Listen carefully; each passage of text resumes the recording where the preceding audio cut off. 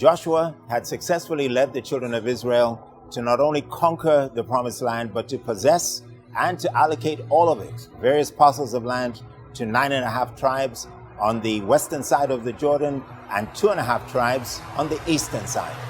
He had led well over 2 million people in this particular task, but as he finishes his journey and finishes his leadership, he lets us into a secret that the most important group of people that he had to lead were those who are living in his household. My name is Reverend Kwame Rubadiri, and you are watching CITAM Church Online.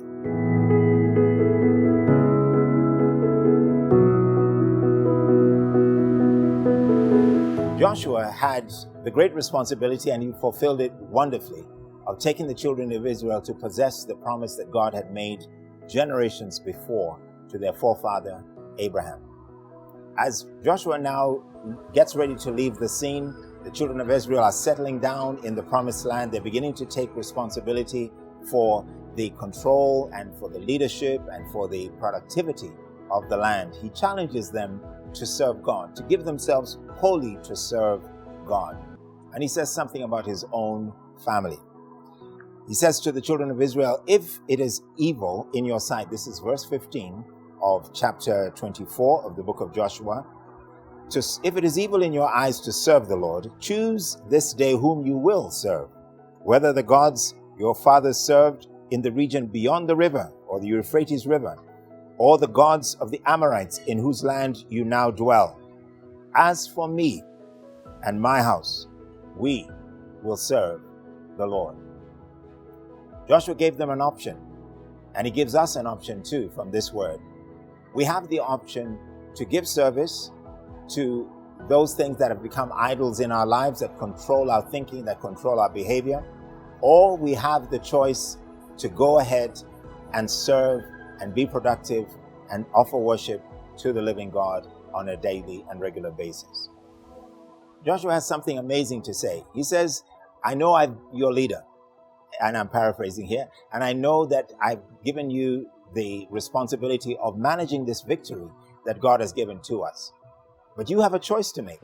You can either do what God has entrusted us to do or given us to do, or you can serve the gods of the Amorites, or you can serve the gods of our forefathers who lived across the Euphrates in the land of Ur. That choice is always open to us.